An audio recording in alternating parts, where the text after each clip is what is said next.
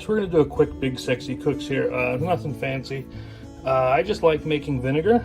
I like making barbecue sauce and everything else too, but honestly some of the best vinegar I ever had was some of the homemade stuff. And some of my favorite has been cherry vinegar. Believe it or not, it makes a real good barbecue sauce. If you've never done it, I'd recommend you trying it. The only thing it really takes is time, and it's a simple thing to make. And again, we'll do it in the traditional big sexy style. So here we go. First thing you need, of course, is cherries. Unless you want to make something else. You want to make raisin vinegar? Do it. It's the same damn process. Nobody's going to care. You want to make peach vinegar? I have some of that up there. I have orange vinegar. I have raisin, mixed berries. It doesn't matter. But I found the dried ones work the best.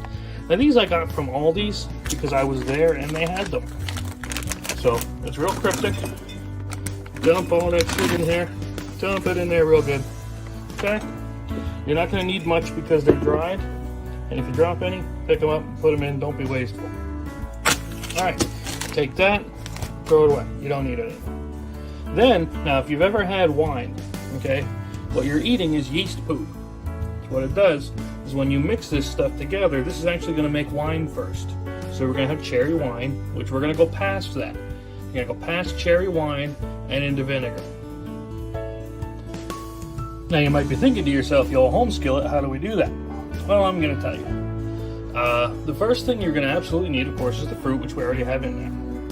And then you're going to need this handy dandy thing here called yeast. You're going to need a bit of sugar for it to feed on, because yeast eats sugar, makes poop, that gives you alcohol.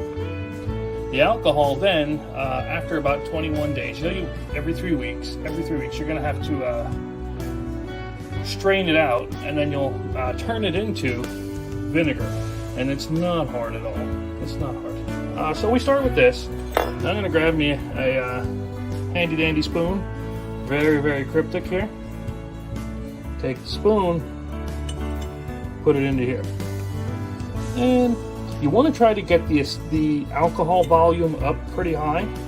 So the more sugar and the more yeast you have, the more alcohol you're going to get out of this. So I just dropped 3 tablespoons. Is it going to hurt either way? No. Then you take a bit of yeast, throw it in there. Congratulations. The only thing you need now is water.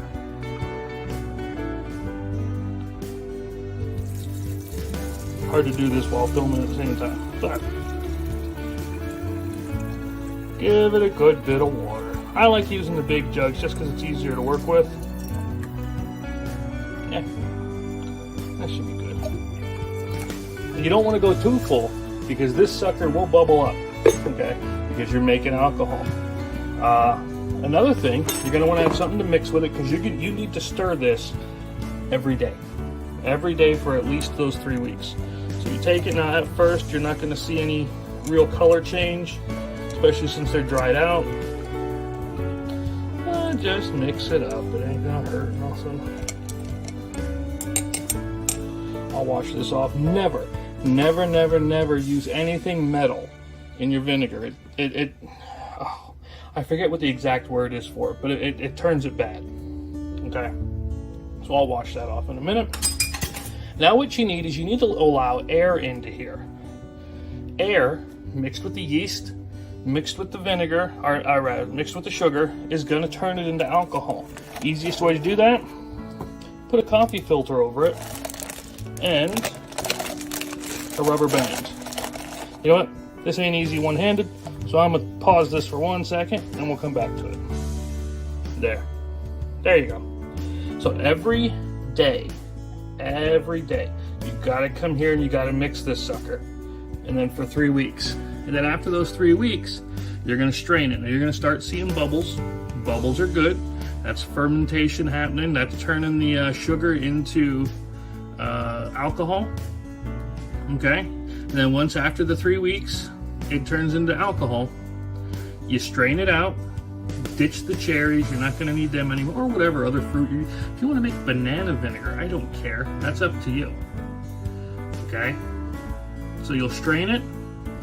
And then put this thing back on, because you need to let it sit for another 3, maybe 4 weeks.